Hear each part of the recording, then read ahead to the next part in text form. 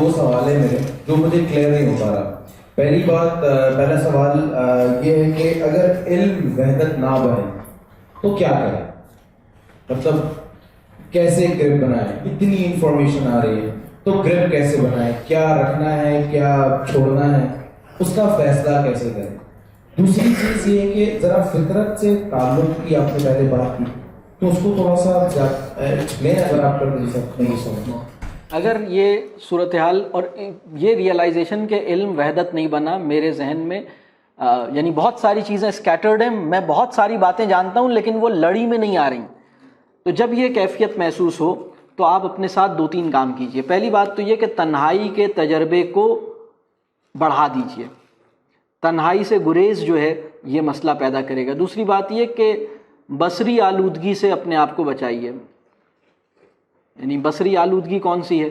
جو site pollution, یعنی ہم ایک بصری آلودگی کے ماحول میں زندہ ہیں جس میں ہم ویژولز کی بمبارڈمنٹ ہے، پولوشن آف ویژولز.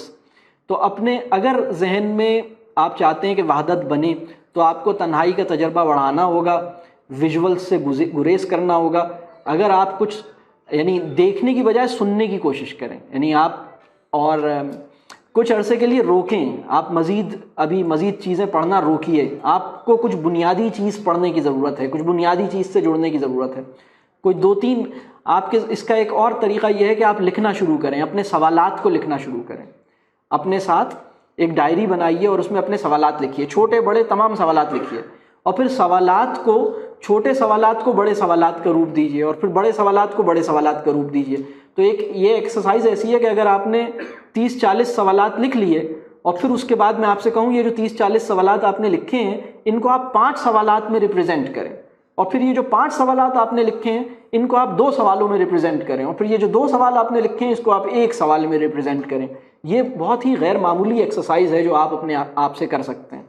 اور دوسری بات یہ کہ جس طرح آپ کبھی بھی کسی ایسے ہوٹل کا کھانا نہیں کھانا چاہتے جس کے ریسٹورنٹ کا کھانا، ایسے ریسٹورنٹ کا کھانا نہیں کھانا چاہتے جس کے بارے میں آپ کو اندازہ نہ ہو نا کہ مطلب صحیح ہے یا نہیں ہے، بالکل اسی طرح سوچ سمجھ کے آپ کتاب بھی سوچ سمجھ کے ہر کتاب پڑھنے والی نہیں ہوتی، ہر کتاب ہر چیز دیکھنے والی نہیں ہوتی، ہر چیز سننے والی نہیں ہوتی. تو آپ دیکھیں کہ میں اچھا پڑھوں. ہر شاعری بھی پڑھنے والی نہیں ہوتی، ہر ناول بھی پڑھنے والا نہیں. بعض ناول آپ کو نفسیاتی طور پر بیمار کر دیں گے اور بعض ناول آپ کے لیے اصلاح کا سامان کر دیں گے. تو کون سا ناول پڑھوں، کون سا نہیں پڑھوں، کون سا شعر سنوں، تو یہ بھی، اس کے لیے بھی تھوڑا سا ذوق اپنا پیدا کیجیے. اس کے لیے بھی آپ، یعنی یہ صرف میں ایک تھریڈ دے رہا ہوں جس کے اوپر آپ کام کریں گے تو آپ اس سے انشاءاللہ آپ کو مل جائے گا یہ. لیکن یہ بہت اہم سوال ہے، اللہ کرے کہ اس سوال کی ہمیں غور کرنے کا اور موقع ملے. فطرت سے تعلق کا بھی آسان طریقہ یہ ہے کہ اپنے آپ کو فطرت، اپنی زندگی سے جو غیر فطری پن ہے اور جو تصنع ہے اس سے اپنے آپ کو آزاد کریں. جس حد تک آپ اپنے آپ کو مشینوں سے اور ٹیکنالوجی سے کہہ لیجئے آزاد کر سکتے ہیں، یعنی میں یہ نہیں کہہ رہا کہ آپ ٹیکنالوجی کا استعمال نہیں کریں، لیکن ٹیکنالوجی کا صرف وہ استعمال کریں جو آپ کے لیے ناگزیر ہے اور ضروری ہے، لیکن غیر ضروری طور پر اپنے آپ کو اس شکل میں یا اس شکنجے میں نہ ڈالیں. آپ اپنے آپ کو نیچر میں لے کے جائیں، آسانی میں لے کے جائیں. اگر آپ کے گھر میں روشنی آ سکتی ہے پردہ ہٹانے سے تو آپ پردے ہٹا دیجئے اور ٹیوب لائٹ نہیں کھولیے. اگر آپ کے گھر میں، اگر اب تو اس وقت ہم ایسی جگہ پہ ہیں کہ ہم مسجدوں کی کھڑکیاں بند کر کے اے سی لگوانے جا رہے ہیں، مطلب اللہ ہمیں معاف کرے. تو میں تو آپ سے یہ عرض کر رہا ہوں کہ آپ اپنے گھر کی کھڑکی کھول کے اے سی بند کر دیجئے، بلکہ پنکھا بھی بند کر دیجئے. اگر کھڑکی سے اچھی ہوا آ رہی ہے اور آپ کا ویسٹ اوپن گھر ہے اور اچھی ہوا آئے گی تو آپ پنکھے کی بجائے تازہ ہوا کا لطف لیجئے اور اس میں بیٹھیے. یہ ہے نیچر سے کنیکشن. اور نیچر سے کنیکشن یہ ہے کہ آپ پنکھے کی آواز کو اپنے اور فطرت کے تعلق میں ایک رکھنے سے تعبیر کریں. نیچر سے تعلق یہ ہے کہ آپ ٹیوب لائٹ کو ایک مجبوری کی صورت میں گوارا کریں کہ ٹھیک ہے ہم مطلب مجبور ہیں، اس وقت ٹیوب لائٹ نہیں جلاؤں گا تو واقعی اندھیرا ہو جائے گا تو میں اس وجہ سے جلانے پہ مجبور ہوا ہوں. ہم اس ذہن کے ساتھ چیزوں کو کرنے پہ آمادہ نہیں ہو رہے، بلکہ ہم الٹا کام کر رہے ہیں. ہم تو اس وقت بہت ہوادار مساجد کو فلی ایئر کنڈیشن بنانے کی مہم پہ نکلنے والے ہیں ابھی، اللہ معاف کرے. اور بتائیے جی فرمائیے آپ. جی آپ نارملی جب سوال کیا جاتا ہے یا بات کرتے ہیں تو ہمیں کہا جاتا ہے کہ دین جو ہے وہ نقل کا نام ہے، عقل کا نام نہیں ہے. تو اس کے اوپر سبحان اللہ، بہت بہت بہت بہت اچھا سوال، بہت اچھا سوال. دیکھیے یہ ایک سوال ہے کہ دین نقل کا نام ہے، عقل کا نام نہیں ہے. رب کریم ہم سے اس ایمان کا طالب نہیں ہے جو ہماری عقل کو معطل کر دے. رب کریم دیکھیے رب کو ماننے کے نتیجے میں جو تعقل کا دائرہ پیدا ہوتا ہے وہ بھی بہت بڑا دائرہ ہوتا ہے. وہ بھی اس کے اندر بھی لاجک، اس کے اندر بھی انڈرسٹینڈنگ، اس کے اندر بھی ریزننگ، اس کے اندر بھی کویسچننگ ہوتی ہے، اور اس کے اندر بھی استدلال ایگزسٹ کرتا ہے، اس کے اندر بھی ایک باقاعدہ ڈسکشن ہوتا ہے. تو وہ ایک بہت بڑا دائرہ ہے، وہ کم چھوٹا دائرہ نہیں ہے. اصل میں پوائنٹ یہ ہے کہ جاننے اور تعقل، جسے ہم ریشنالٹی کہتے ہیں یا جسے ہم لاجک کہتے ہیں، وہ علم جو ہے وہ ایمان کو، جیسے میں نے علم کا مقام طے ہو گیا نا، علم وہ ہے جو ایمان کو نرچر کرے گا، ایمان کو فیسیلیٹیٹ کرے گا. علم مسئلہ نہیں ہے، علم ہماری ضرورت ہے. بہت سارے معاملات ایسے ہوں گے جو آپ اس وجہ سے قبول کریں گے کیونکہ آپ کے بڑوں نے اس کی اہمیت بتائی ہے، اس کی برکتیں بتائی ہیں، تو آپ اس وجہ سے بھی اس کو اختیار کریں گے، اس کے اپنے بینیفٹس آپ کو ملیں گے. لیکن دیکھیے مان لینے کے بعد، یعنی دین کیا ہے؟ مان لینے کا نام ہے.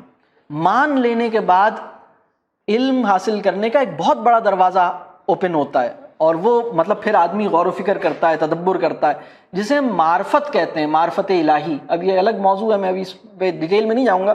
معرفت جو ہے اس کی دو ڈائمنشنز ہوتی ہیں، اس کی دو جہتیں ہوتی ہیں.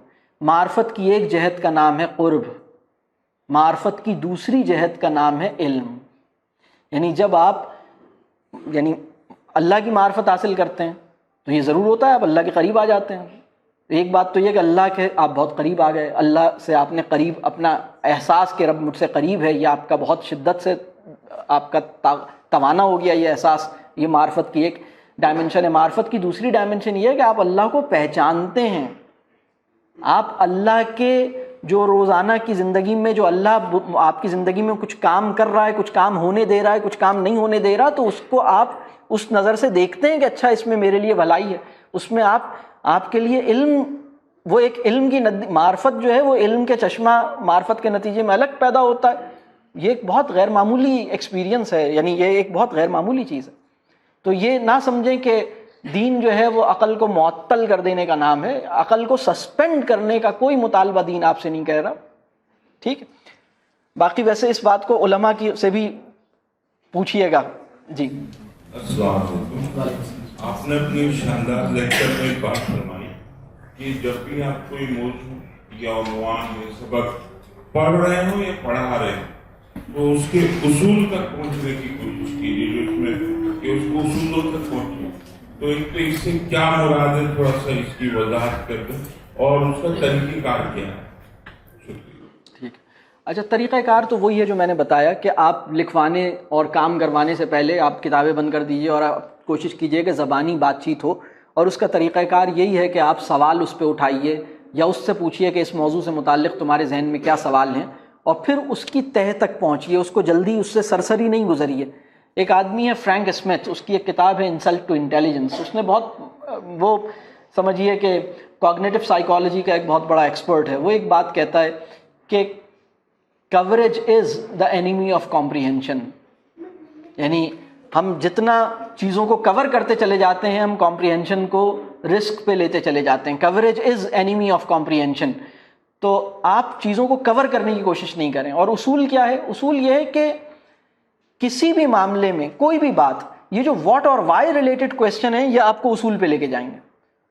یعنی مثال کے طور پر ہم نماز پڑھاتے ہیں. اب ہم اس کی بات کر لیتے ہیں. اس وقت ہم صرف نماز کا طریقہ پڑھاتے ہیں، لیکن نماز کی معنویت نہیں پڑھاتے. یعنی نماز اس طرح نہیں سکھا رہے کہ نماز تجربہ ملاقات بن جائے. مطلب ہم نماز کو اس طرح تو نہیں پڑھا رہے. نماز مجھے احساس ملاقات میرے اندر بیدار کر دے. یہ تو نماز پڑھ کے واپس آنے کے بعد مجھے یہ محسوس تو نہیں ہوتا کہ میں ملاقات کر کے آیا ہوں. تو یہ کیوں نہیں ہوتا؟ اس لیے کہ میں نماز کے ایسنس تک پہنچ نہیں پایا. میں نے اس پہ غور نہیں کیا، میں اس کی گہرائی میں نہیں پہنچا، میں اس کی ڈیپتھ میں نہیں اترا. میں نے صرف اس کے طریقے، اور ہماری اس وقت پورے شہر میں یا پوری مسلم امہ میں جو لڑائی چل رہی ہے وہ طریقے پہ ہی چل رہی ہے. مغرب کے تناظر میں نالج کا جو سیڈ ہے اس کا نام ہے ڈاؤٹ. دین کے تناظر میں، دین کے پیراڈائم میں نالج کے سیڈ کا نام ہے توحید. مغرب میں علوم شک کرنے کے نتیجے میں پیدا ہوتے ہیں، اور شک کرتے رہنے کے نتیجے میں، شک کرنے کی قابلیت پہ فائز رہنے کے نتیجے میں ملٹیپلائی ہوتے ہیں. تکثیر کے اصول پہ مغرب کا جو علم ہے وہ تشکیل پاتا ہے، تکثیر کے اصول پہ. اور تکثیر جو ہے وہ شک کے ساتھ جڑ کے پیدا ہوتی ہے. یہ بہرحال میں اصولی بات کر رہا ہوں. اور ہمارے ایمانی تناظر میں یقین کے ساتھ پیدا ہوتا ہے، یعنی آپ کو یقین جو ہے وہ علم تک پہنچاتا ہے. اسکول میں تو ہمیں کریکولم کے حساب سے چلانا پڑتا ہے، اس پر ہم کیا کریں، اسکول بھیجنا تو لازمی ہے. ہاں یہ تو دیکھیں، وہ تعلیم جو علم، ایمان اور اخلاق نہ دے، اس کا تجربہ تو بہت اچھا چل رہا ہے. تو یہ تو میں دوسرے تجربے کی بات کر رہا ہوں کہ وہ تعلیم جو علم، ایمان اور اخلاق دے، تو چوائس از یورس.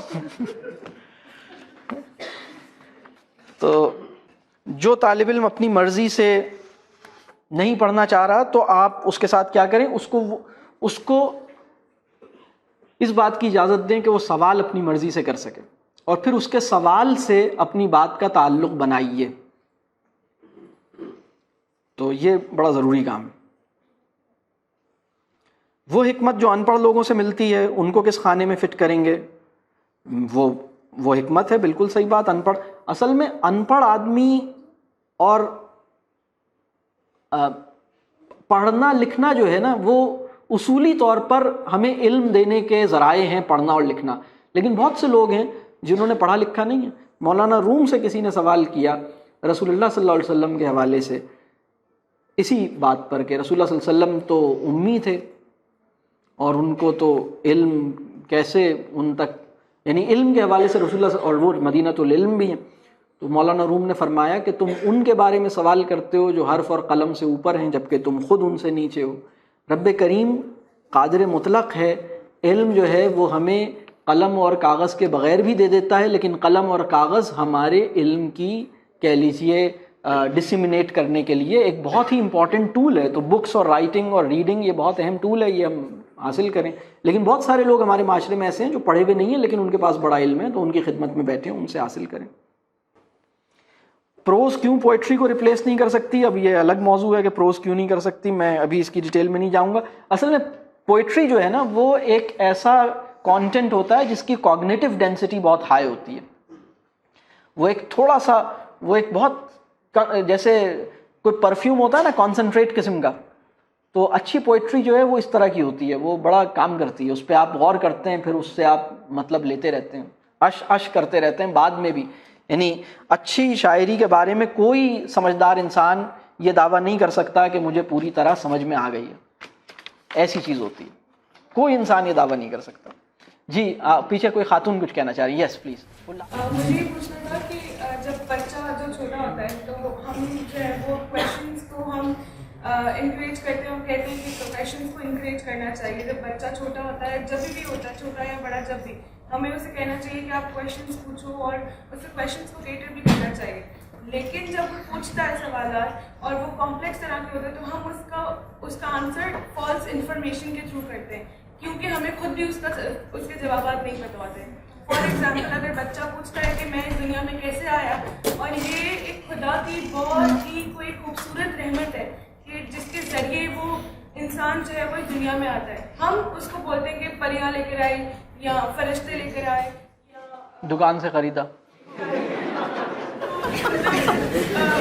اتنی فالس انفارمیشن دیتے ہیں. اور پھر جب بچہ 9, 10 یا انٹر میں جاتا ہے اور پھر سیکھتا ہے کہ بچہ ایکچوئل میں کیسے، انسان دنیا میں کیسے آیا، تو وہ تو یہ سوچتا ہوگا کہ میری پوری زندگی تو پھر مطلب غلط انفارمیشن تھی، تو میں نے جو سیکھا وہ سب غلط تھا مطلب، تو وہ اپنے آپ پہ ڈاؤٹ کرنا شروع کر دیتا ہے. ہاں نہیں، یہ بات صحیح ہے. وہ بڑی جلدی پہچان لیتا ہے کہ جتنے بڑے لوگ ہیں یہ سب گڑبڑ ہیں، ان کی کسی بات پہ یقین نہیں کرنا، جو میرا ذہن کہہ رہا ہے وہی صحیح ہے. ہماری کریڈیبلٹی جو ہے وہ زیرو ہو جاتی ہے ان حرکتوں کے نتیجے میں. تو ایک بات یہ کہ آپ کا کام نالج پرووائڈر بننا نہیں ہے. آپ کا اصل کام یہ نہیں ہے کہ وہ سوال کریں اور آپ جواب دیں، آپ کا یہ کام ہے ہی نہیں. آپ کا کام ہے سوال کو اپریشیٹ کرنا، سوال کو سیلیبریٹ کرنا، اور پھر سوال کو کیسے اس کا جواب حاصل کیا جا سکتا ہے، نالج کی ریلائبل سورسز کے ساتھ اس کو کنیکٹ کرنا. آپ کوشش یہ کیجئے کہ اس کو یہ بتائیے کہ یہ کن چیزوں کو کیسے جان سکتے ہیں. کیا یعنی مثال کے طور پر اگر کوئی خیر یہ سوال تو ایک الگ نوعیت کا سوال ہے. اصل میں اس میں بھی ہم اگر ہم بہت بیسک لیول پر اسے کچھ چیز بتا دیں کہ رب کریم نے ایک میکینزم بنایا ہے، انسان جو ہے وہ اللہ نے انسان ماں کے پیٹ میں انسان پیدا ہوتا ہے، اور یہ اللہ کا ایک میکینزم ہے. اللہ قادر مطلق ہے، اللہ کی وہ کچھ بھی کر سکتا ہے، تو اس نے انسان کی پیدائش کو بھی ایک معجزے کی طرح انسان پر واضح کیا ہے. یعنی یہ ایک میریکل ہے کہ کیسے انسان جو ہے وہ اس طرح پیدا ہوتا ہے. تو آپ مختصر سی یہ بات بتائیں، وہ انشاءاللہ تعالی اگر آپ اصول کی سطح پر اور ایک بیسک سی اگر آپ بات بتائیں گے جو فیکچولی کریکٹ غلط بھی نہیں ہے، فیکچولی رانگ بھی نہیں، تو وہ انشاءاللہ اس سے کوئی خراب چیز نہیں لے گا، کوئی خراب تاثر نہیں لے گا. آپ بیسک چیز بتا سکتے ہیں. باقی بہت سارے سوالات جو وہ کرتا ہے، وہ تو بچہ تو ایسے سوال بھی کر سکتا ہے جو جس کے جواب آپ کے پاس نہ ہوں، تو آپ اس پہ اسے بتائیے کہ بھائی اس کے جواب یہاں سے حاصل کرو، کتابیں ہیں یا اور چیزیں ہیں، خود اپنی لائف میں دیکھو. ٹھیک ہے، اور کوئی کویسچن؟ سر میرا یہ کویسچن ہے کہ جب آپ نالج اور لرننگ بچوں میں انکلکیٹ کرتے ہیں تو at pre school level and home school level کتنی افیکٹو ہوتی ہے یہ inculcating of knowledge and learning at that particular stage of development? اس پہ آپ تھوڑا سا اچھا، کسی بھی بچے کو لرن کرانے کی کوئی بھی ایفرٹ لرننگ کے راستے میں رکاوٹ ہے. کسی بھی بچے کو 10 سال سے کم عمر کے بچے کو لرن کروانے کی جتنی کوشش آپ کریں گے گڑبڑ کریں گے. اصل میں وہ تو کمال کا لرنر ہے، سیکھ رہا ہے. آپ نے انوائرمنٹ پیدا کرنا ہے، آپ نے اپنے ساتھ ریلیشن شپ بنانا ہے. وہ چیزیں جن سے وہ زیادہ اچھی طرح لرن کر سکتا ہے آپ نے اس کے انوائرمنٹ میں رکھنی ہے. آپ نے خود اس کے ساتھ اپنا ریلیشن شپ بنانا ہے، تو وہ خود کمال کا لرن کرے گا.